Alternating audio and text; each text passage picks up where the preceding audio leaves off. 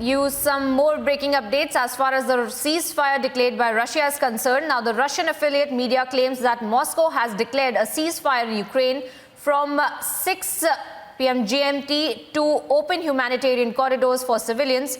Remember, viewers, this comes after an agreement that had been talked about between the Ukrainian and the Russian delegation in the second round of the peace talks, where Russia had also agreed to the fact of temporary ceasefire to make sure that there is a safe evacuation of the civilians that have been stranded there in Ukraine. And now we get to know that at 6 GMT today, in fact, where Russia has declared a ceasefire, and there will be an assistance of human corridors so that there can be an evacuation of the civilians that have been stranded there in Ukraine. Gory images, viewers, that we have gotten to know from Ukraine, there where residential buildings, residential blocks, in fact, have been targeted by the Russian troops. But now that we get to know that Russia has agreed to that humanitarian corridor, remember, President Zelensky had also stated that the last few hours ago, he had stated that the next 24 hours are going to be extremely crucial to find out how Russia really implements this kind of talk, whether Russia, in fact, walks the talk that they had promised in the peace talks that took place between the delegation of Ukraine and Russia.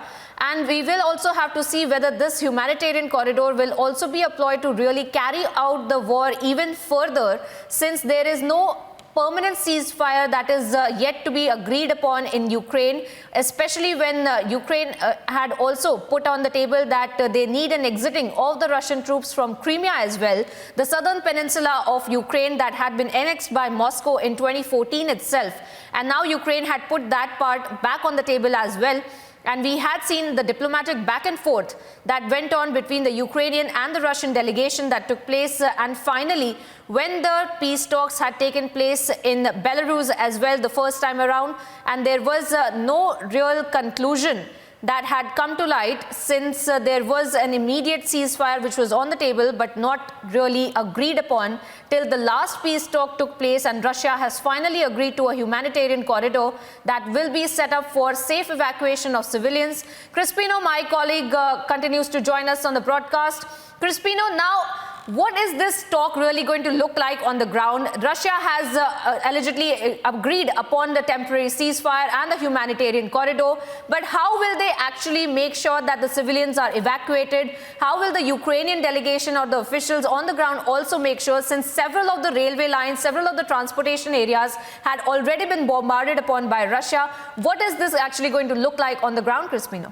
It's a huge challenge to implement this humanitarian corridor on both sides, Russia and Ukraine. Now, after the second round of talks, we had seen how both parties agreed upon establishing this humanitarian corridor so that the civilians can get access to the essential medicines as well as evacuate from those troubled regions. Humanitarian corridors, as I said earlier, was essentially these safe zones where no shelling can take place. It's basically a no-fly zone. So we had seen in the last couple of hours, in the last past few days, of how shelling had taken place, especially in Mariupol and Volnovakha. So basically what this really means in the humanitarian corridors is that safe exit of those civilians who are stuck there. It's actually a good thing for the civilians there. Many of the Indians also who are stranded in these troubled regions can also get out safely towards to the borders, who are still stuck here. And as we have been reporting in the past hour, when this news break had broken out, that Russia, in fact, has ordered a ceasefire at 6 a.m. Greenwich Mean Time, which is 10 a.m. Moscow time. So this is all because of round 2 of the talks, and in the next 24 hours, round 3 of talks will happen. But is Russia walking the talk? That's the big question. So they have agreed upon the humanitarian corridors, which they are fulfilling, and we have to wait and see how they execute this, the plan of action. But the other demands of withdrawing the Russian troops from Ukraine, as well as fulfilling some of the demands of the Ukrainians, has to be seen, because Ukraine wants Russia to fulfill their side of the demands as well. So basically what we're looking at in round 3 of the talks between Ukraine and Russia is pulling out of Russian troops from Ukraine, but that seems unlikely, and we have to wait and see as to what round 3 of the talks will hold for us.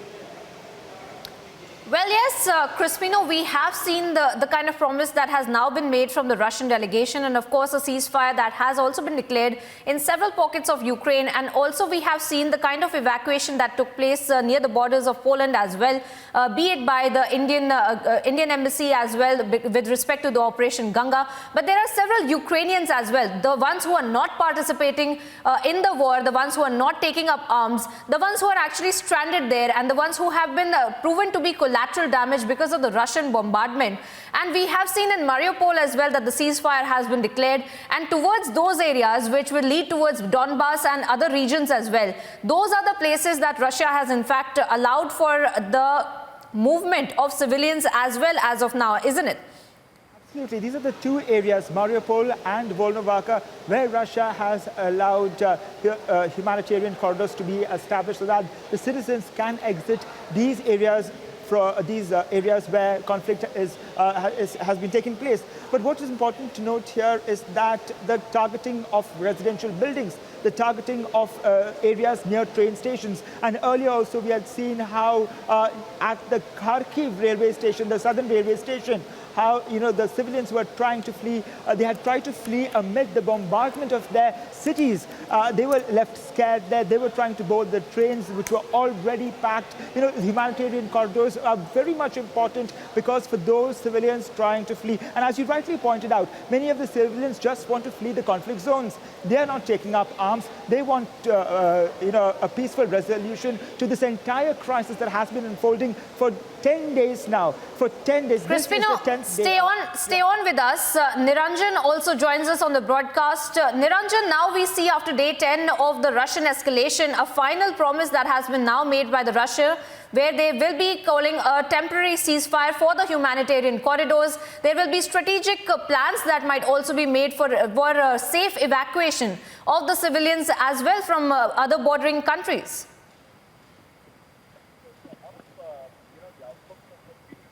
Meetings that was held between Russia and Ukraine in Belarus, they had decided that they will create these corridors to ensure that people. And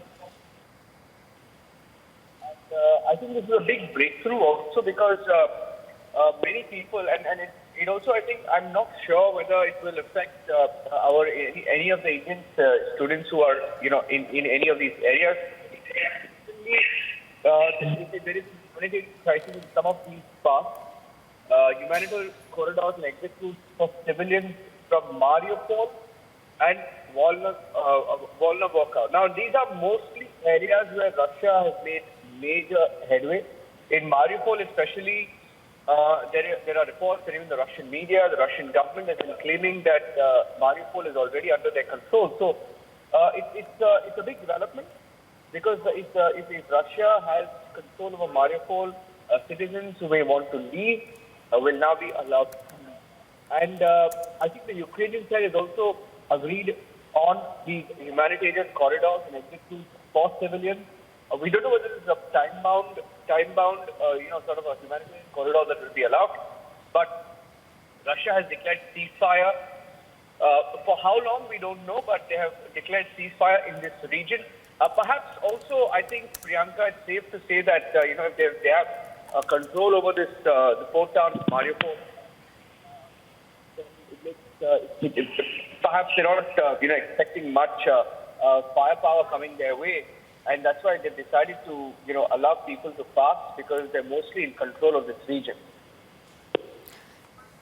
And Niranjan, we had also seen the visuals yesterday where, in fact, very rightly you're pointing out that in Mariupol as well, there was a huge movement of the Russian troops. In fact, there were videos that had been released by the Russian Defense Ministry as well, where there were Russian troops providing humanitarian aids to the civilians as well. And now both these regions of Mariupol and the other, in fact, are based in the Donetsk Oblast region as well. That's exactly the place where we had also seen that there was a meeting between the DPR and LPR and the Russian troops that had been taking place in those visuals that had also been released. And now all of this really put together, we see that these two particular areas that are based in the Donetsk Oblast region, that is where Russia has called for a ceasefire, a temporary ceasefire. And we can see how the kind of humanitarian corridor that will be released, in fact created by Russia with respect to the ceasefire,